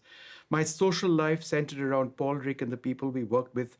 It was the one way I knew to stay ahead." Could you tell us about how your focus ultimately resulted in you being the Bill Gates we know today? Well, part of my makeup, even from a young age, was that if something was fascinated, I could really dig in on it. So, learning to play cards with my grandmother, having books read to me, reading books, and mathematics early on fascinated me, and so I went into depth. But then I took that to a new level when I started Microsoft, because I knew there'd be other people trying to do software, and I decided, no, I'm going to make sure we stay ahead. I was always kind of worried somebody else would do well. And so during my 20s, I was really monomaniacal, not only using that ability to focus, but kind of making sure that software was the only thing that I focused on.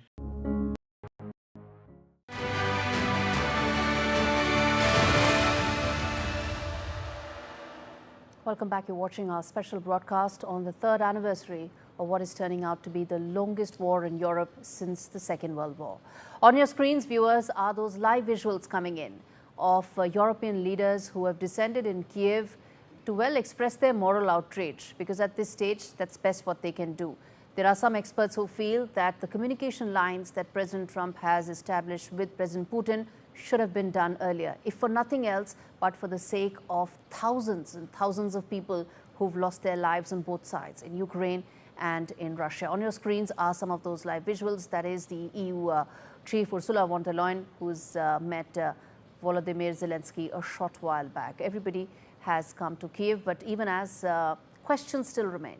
United Nations General Assembly is set to vote on 2 competing resolutions, marking 3 years since this what started as a limited military invasion and activity inside Ukraine. The United States is urging member states to support its draft resolution, which calls for a swift end to the war but does not mention Russia's troop withdrawal. Washington is also asking countries to reject a rival resolution that's backed by Ukraine and the European allies, which demands that Russia withdraws and goes outside the Ukraine territory. The vote comes as President Trump pushes to broker peace with Russia, raising concerns in Europe that they are being completely sidelined. This comes even as President Macron, who will be followed by the Polish president and then the UK Prime Minister, to ensure that they have at least a seat on the table to remain relevant.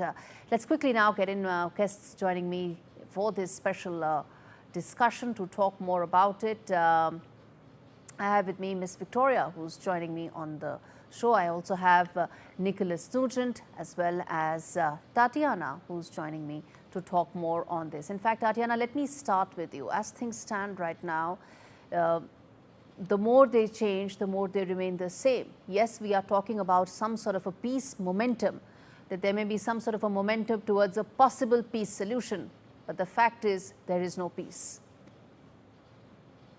Well, Gaurie, good day to you. But as far as I'm concerned, I think that you're talking about peace. We here in Moscow are talking about a normalization of relationships between Moscow and Washington and a possibility of a negotiation. Not about peace per se, because we've had, if we go as back to 2014, we had an agreement. That's why, I've been sitting here tuned into this broadcast for half an hour, because you connected me a long time ago. For some reason, everybody keeps talking that, well, Russia wants assurances. Of course Russia wants assurances. We had a negotiation that lasted overnight, and every journalist in the world was tuned in for hours and hours. And then the world leaders, Angela Merkel at the time, the greatest by far leader in the past, at least decade that Europe has seen, and everybody was saying, look, we have an agreement, and the Minsk agreements were broken almost the next day by Ukraine. So we had a very nice agreement in place that never stood, because Ukraine said, okay, this is on paper. In reality, we're going to continue killing people in Donbass. And this is, again, something that you and your correspondents, even the correspondent in Moscow, which I'm actually appalled to hear, is kind of omitting from this report altogether. Tatiana, at least you will not... you will at least appreciate the fact that we are being balanced and representing the two sides. I gave as much time to the correspondent from Moscow. Oh, God, no. I will never agree to that. Than the one in Ukraine. Anyhow, I'm going to ask you a follow-up question and give you enough time, Tatiana, which is that the crux of the issue comes down to just that. Reading of an issue differently by Ukraine and Russia, which is the 2014 agreement that you're referring to. Let me now move ahead and ask about, you're saying that it's about normalization of relationship between US and Russia. Where does then Ukraine and by extension NATO figure in this? Ukraine doesn't figure anywhere in the US-Russia relations. It doesn't have, a place in this, because a bilateral relation is a bilateral by definition. If we're talking about NATO and what President Zelensky said yesterday, that he's ready to give up his presidency, but only if Ukraine is included into NATO, this is, again, a part of his very populistic discourse that he continues in order to, first of all, continue moralizing, his countrymen, which I can do nothing but commend him for. He's been very good on the media front. That's something that we cannot take away from him. But it is talking for the sake of talking. This is pure populism. Okay.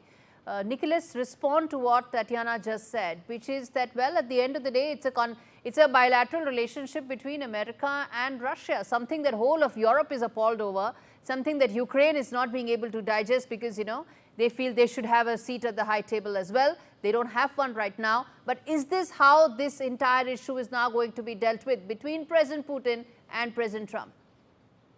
Well, look, let's take a step back. And much though I appreciate the way you're bringing together representatives from different countries, that's full marks to you. We're not doing a negotiation here. And speaking for myself, I can only observe what's going on. I'm not going to find fault. I'm not going to criticize what happened in 2014 or indeed what's going on now.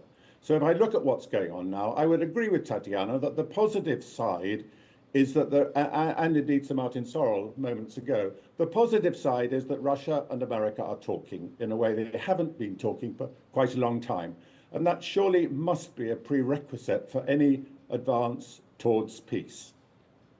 Yes, Europe are rather up in arms about that because they've been left out. But we've got time. Things will change. The starting point, as I say, was that Russia or America starts talking to Russia again, which is absolutely crucial. We've got the European leaders in Kiev today. We've got other European leaders visiting Washington this week. So it's quite a critical week as to what goes on. Yes, I sit here in Europe and I have my concerns at the way there seems to be a wedge in NATO, because NATO, which, to be blunt, was born the same year I was. In other words, it's kept the peace in Europe as we see it for all those years. There is an argument that NATO is outdated and we need some new security apparatus for Europe. Perhaps that will emerge from this. But we are in a little bit of a sort of démarche since the Riyadh talks between Russia and America. Europe doesn't quite know where it stands, but we are close to the source of the conflict. We in Europe have the biggest reason for wanting to see peace. And frankly, in my own country, in Britain, we would rather be talking to Russia again. Let me say that to Tatiana. And by the way, may I also add that I've spent quite a lot of time in the Donbass. So I do know the territory we're talking about, which used to be Ukraine-controlled and is now Russian-controlled. So I've got quite strong views on that, but I'm trying to keep my personal opinion out of this. So very important takeaways. What is going on? Absolutely, very important takeaways here on the show. We earlier had Martin Sorrell also, sitting in London, who said, well, these conversations should have happened earlier. You have Nicholas here, who's also saying, well, UK would prefer to speak to Russia, but of course, right now it's not being able to. And of course, you have these European leaders all taking turns to come and meet President Trump to at least, of course, remain relevant. Victoria, where does that put Ukraine? President Trump is clear there are going to be no American boots on ground. He's also very clear this is pretty much now an equation between Trump and Putin. Where does that leave? Forget Zelensky, Ukraine in this. That leaves us with a very pro-Russian, as of now at least, pro-Russian position, unfortunately. And excluding the main country that is being invaded is weird, to say the least. I'd say geopolitically hilarious to a point. Ukraine's main issue with that is that we have no guarantees whatsoever, whether or not it's about the rare materials found in our land, or it is something about the guarantees, the peace talks, basically anything geopolitically related. Ukraine is out of it. So we are not happy with that. It repeats over and over again, and we know to what result it led previously in 2014, and it's not satisfactory, and we have this war right now because of those talks. We are in danger of repeating that mistake again. Okay, I'll give a chance to Tatiana to respond. Only one request, let's not make it a slanging match, but Tatiana, I give you the chance to respond to what was just said by Victoria. Well, I don't see how you would consider what I said a slanging match. Look, Victoria's, again, twisting the reality, unfortunately.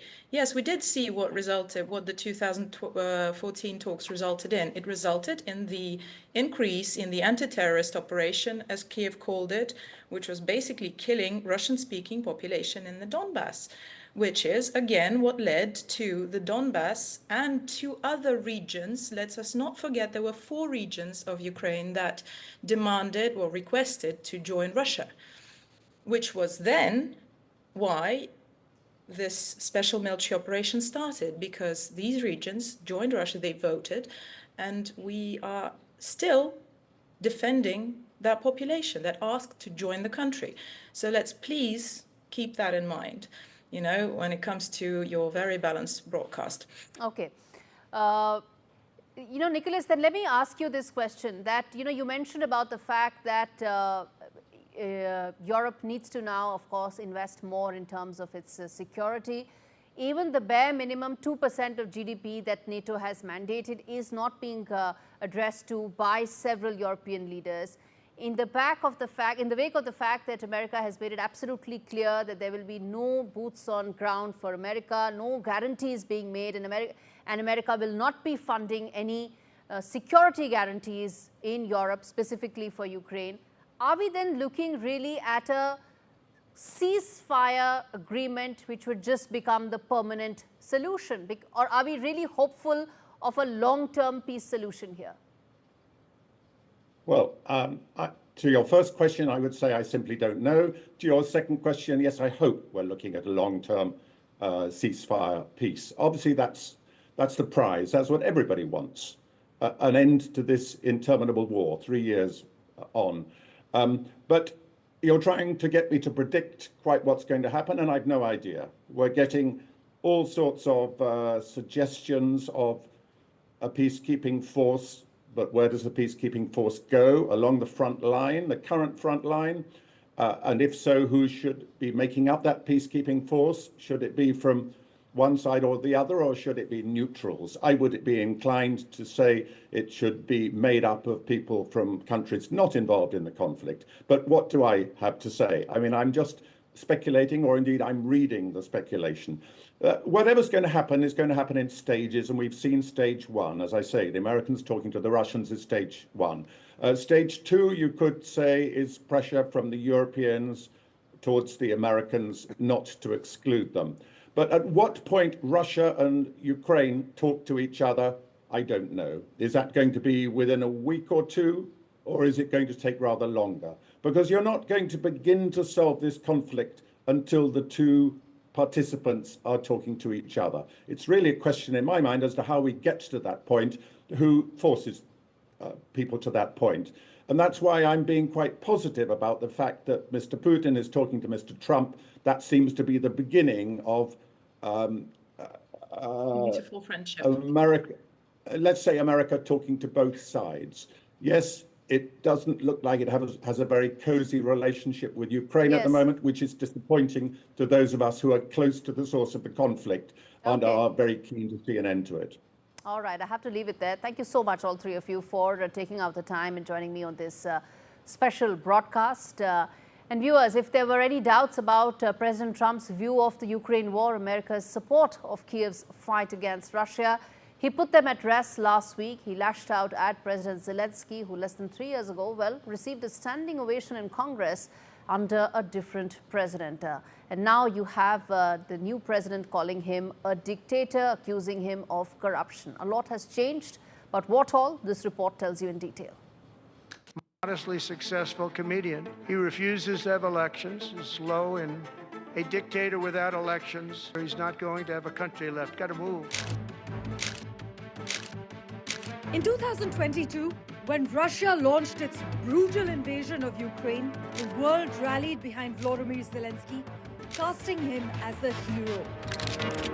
Fast forward to today, the current US President Donald Trump is flipping the script. After US-Russia talks in Saudi Arabia that Ukraine claims were organized behind its back, Trump accused Zelensky of being a dictator without elections, even claiming Ukraine started the war. Trump, through his latest remarks, has painted Zelensky as a con artist who manipulated the United States into pouring billions into a war with no end in sight, while also accusing him of playing Joe Biden like a fiddle. Modestly successful comedian was playing Joe Biden like a fiddle. He played him like a fiddle. That's an expression we use, yes, sir, to say that he's pretty easy, A dictator without elections. Zelensky better move fast or he's not going to have a country left. Got to move fast. But Zelensky did not start this war. He is the victim of an unprovoked Russian invasion, and the US supported him because his country was under attack, not because of some grand manipulation. So analysts highlight that Trump's rhetoric goes beyond criticism. He's rewriting history, blaming Zelensky, not Putin, for the devastation. And as Trump pushes for a dramatic shift in US foreign policy, Ukraine fears that with these rapid developments, American support could wane. Президент Трамп з великою повагою до нього відносимося як до лідера народу, який ми дуже поважаємо, американський народ, який нас постійно підтримує. На жаль, живе в цьому дезінформаційному просторі. Trump's allies, though, are speaking out. Mike Pence, his former vice president, slammed his revisionism, calling it a dangerous distortion of the truth. But on the other hand, Trump's comments are getting praise from Moscow, with Putin's allies applauding him for attacking Ukraine's leader. This marks a major shift. US presidents may not always agree with their allies, but they don't often openly turn on them. Trump's words may not just be an attack on Zelensky, they could be setting the stage for a radical departure from America's current stance, leaving Ukraine vulnerable. Meanwhile, recent polls in Ukraine indicate that Zelensky's approval ratings are around 50%. So what does this mean for the future of US-Ukraine relations? Will this sharp rhetoric signal the beginning of a major geopolitical realignment? Well, only time will tell, but one thing is clear. Trump is rewriting the narrative, and it's one that could have lasting consequences. Parmeshwar Bava for NDTV. Okay, on your screens, viewers, are those live visuals coming in. As I said, European leaders are in Kiev, and they are showing their solidarity with the Ukraine cause. Some of those leaders are on your screens, and in fact, President Zelensky is now speaking as well. We'll try and cut to that in just a bit. But before that, viewers, it's important to tell you that both Keir Starmer and President Macron have agreed to show united leadership in support of Ukraine when they separately will meet President Trump this week. UK Prime Minister and the French President both spoke on Sunday afternoon to reiterate the importance of Kiev, and they will in fact be putting this up. But the influence of Europe has, of course, dwindled. On your screens are those leaders coming together, but are they relevant is the point. How are they relevant in the entire peace talks? One saw in Riyadh as well, which was essentially about US and Russian delegations thrashing out a potential solution to the war. All right, on that note, we slip into a very short breather. We come back with another big voice on this war after this very short break. Stay with us.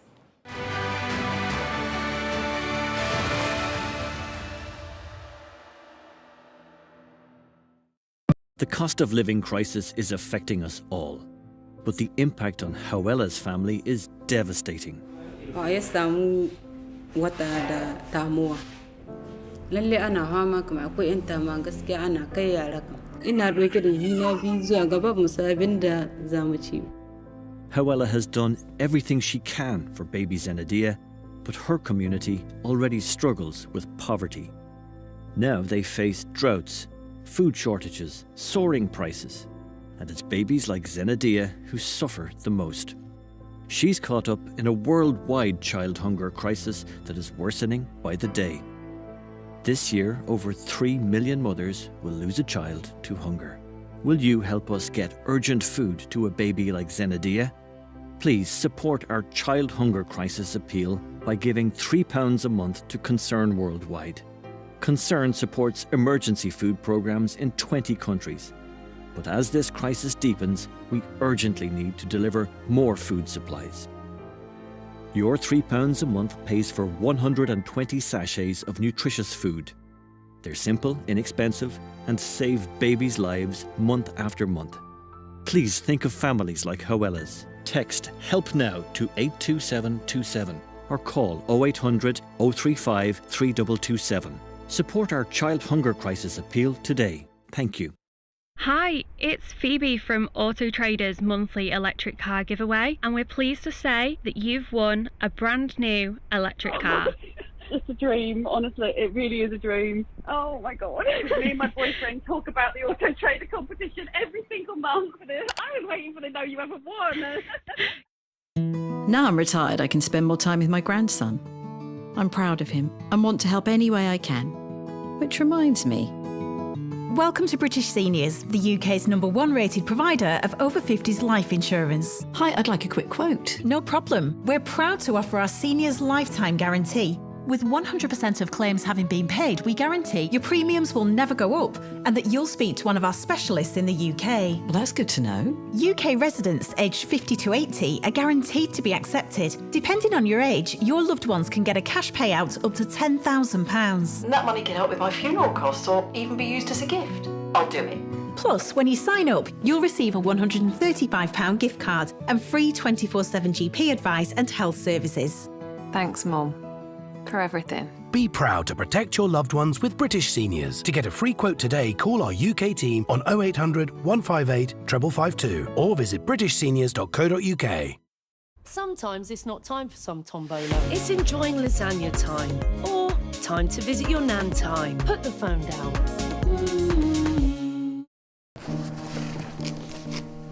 I'll fix him, love. Poor pet. Just shows you never know what's going to happen. Which reminds me, I need to protect the life we've built. That's why I'm looking into Smart Family Life Insurance. Hi, I'd like a quick quote, please. OK. You can choose a benefit amount up to £750,000, depending on your age. If you're a UK resident aged 18 to 64, you can apply with just a few health and lifestyle questions. For £250,000 of cover, the price starts at just £14.77 a month. That's less than I thought. And it could help my husband with the mortgage. Just like families, not all life insurance is the same. That's why we offer the Smart Family Guarantee. That's good to know. You'll also receive a 100% advance in the event of terminal illness and 10% cash back on your first year's premiums. That's the Smart Cashback. Plus, you'll also get your choice of a £125 gift card. Protect the life you've built the smart way. To get a free quote today, call our specialist UK team on 0800 977 5753 or visit smartinsurance.co.uk.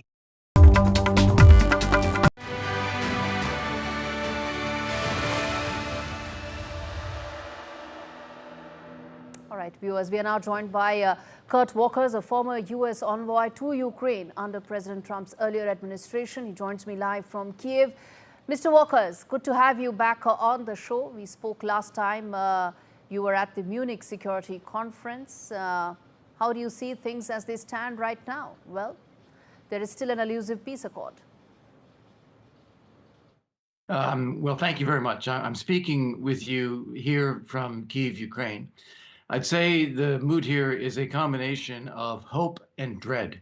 There is hope that 2025 may in fact bring an end to this war, or at least some kind of peace.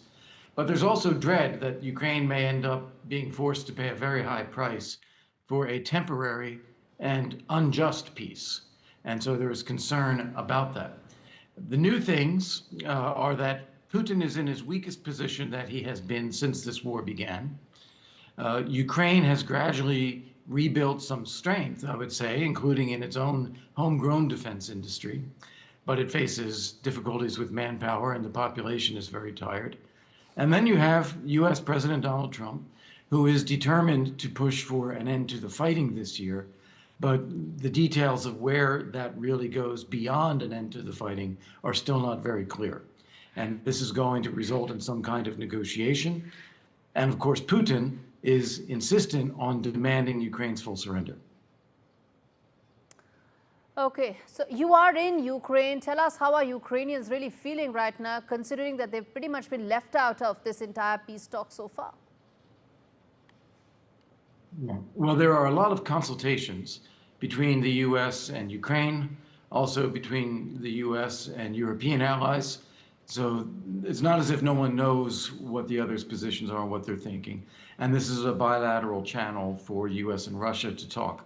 The issue is not so much the fact that Ukraine is not physically at that table. It is that they don't actually trust or know what Donald Trump is going to do. And so they're concerned, as you say, that things might be discussed or agreed there that they would not be able to agree to.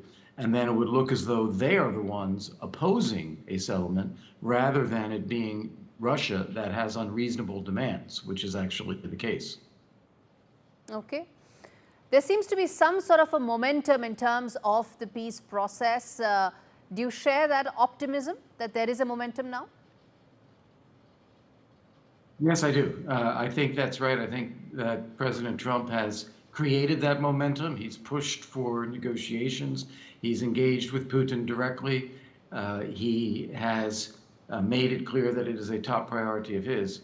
And where I think this is likely to go is that there will be a ceasefire in 2025. There will not be a proper agreement with Russia because Russia will have unreasonable demands.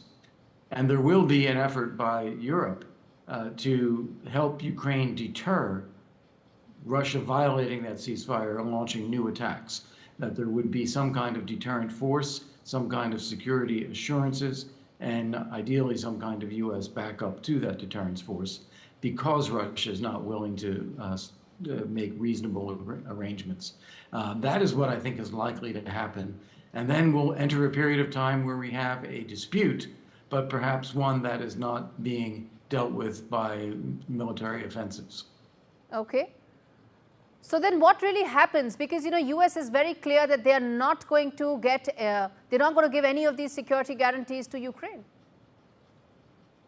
Yeah, I think what is possible is you would have European NATO members having boots on the ground, so to speak, in Ukraine.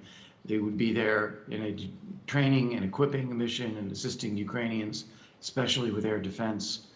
NATO countries, Poland and Romania, could potentially extend some air defense coverage over Western Ukraine from their own territory. You could have some NATO units in Ukraine that have air defense capability. And then the US would provide enablers, intelligence, reconnaissance. It would be able to provide air power in extremis, so that if there were a need, the US could be considered an over-the-horizon presence. I think those things are possible, but they are not yet quite on the table. And I think that this is what Macron and Starmer actually want to talk with President Trump about.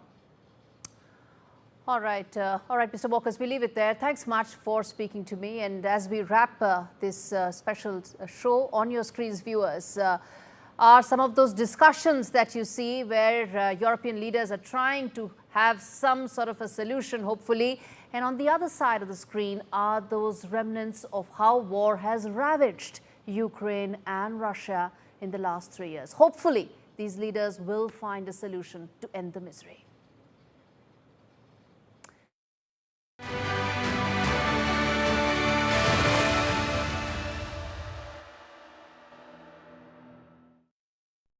Ladies and gentlemen, we found the reason why Britain hasn't been so great of late. It's because the country hasn't been eating enough Weetabix. It makes sense. I've been eating croissants. Me too. We should deliver Weetabix to where it's needed most, to whoever's in charge of fixing potholes. VAR. Yes. And drivers who park like this. Yeah. To Britain, we must say, have you had your Weetabix? What are you so happy about? I've just made a claim. We could be owed thousands. My claim group? Yeah, the cars we bought on finance, well, the lenders could have charged hidden commissions. It's dead simple to claim. Hey, I had 2 cars before we met. Go to My Claim Group. You could be owed thousands in hidden commissions from cars you bought on finance since 2007, even if you can't remember the details. Done. Simple, eh? Go to My Claim Group now. Claims made simple. I urgently need to ask for your help on behalf of animals at risk right now. With the pandemic came a surge in pet ownership. And sadly, we're now seeing a serious rise in neglect, cruelty, and abuse. Our services are being stretched to the limit. To make matters worse, our costs are soaring too. But we refuse to let animals suffer. So please, act now to help rescue the growing number of animals who've never needed us more. Please call or text the number on screen now to give £2 a month to the RSPCA. In one of the toughest times we have ever experienced, your gift will make all the difference to animals. You could help provide more life-saving treatment, food, shelter, and the loving care that many have never known. We know there are millions of you who, like us, care deeply and won't stand by while animals are suffering. We have to reach those trapped in a life of abuse and neglect before it's too late. Because for many, the RSPCA is their only hope. But we can only come to the rescue with the support of people like you. So please, will you help us be there no matter what? Call 0800 313 4392 or text RSPCA to 78866 to start your monthly gift today. Thank you. I like to think ahead. Make sure I've got all the right tools for the job. And now that I've turned 50, it means looking after what I've built. I'll be retiring down the line, and with the mortgage nearly done, I want to make sure that my lot will be protected if anything happened to me. That's why I decided to learn more about over 50s life insurance from Cover Today. They're the only over 50s life insurer with no waiting period. Unlike other insurers who could make you wait up to 2 years for full cover, with Cover Today, you're fully covered from day one. And you're covered for the whole of your life. Plus, unlike other things in life, the price never goes up. Learning more couldn't be simpler and can be done in just a few minutes. Go online or talk to one of their friendly UK team who will chat you through your options in just one phone call. And their claims process is really straightforward, so your loved ones will be looked after.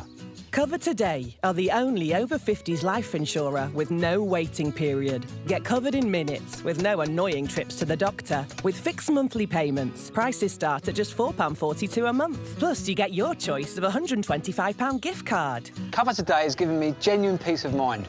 And now that's done, I can get on with something much more interesting. To find out more about Cover Today, call our friendly UK team on 0800 470 4322 or visit covertoday.co.uk. The race to rescue 8 workers trapped in the Telangana tunnel for a third day takes a dramatic turn as water and sludge levels rise. The rescue ops slow down. Teams are on standby.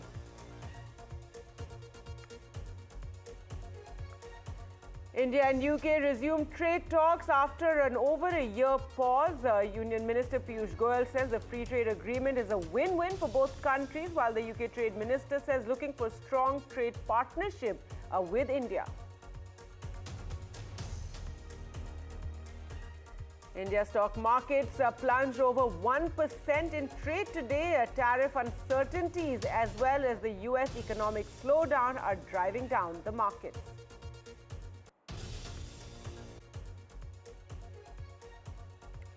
And there was glamour at the Mahakumbh today as both stars Akshay Kumar and Katrina Kaif visited Prayagraj and took a dip at the Sangam.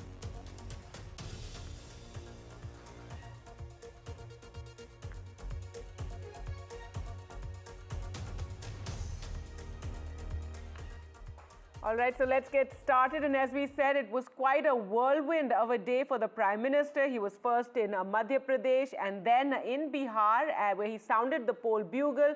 And now he is in Assam, where also his focus is on the election, the states due for elections of Assam and Bengal. So it's the Prime Minister's first visit, in fact, to Assam after taking charge for a third time, and there was a massive performance, as you can see there, a huge dance performance for the Prime Minister for the tea and celebration of the tea estates there and the tea industry in Assam. There you can see those visuals coming in.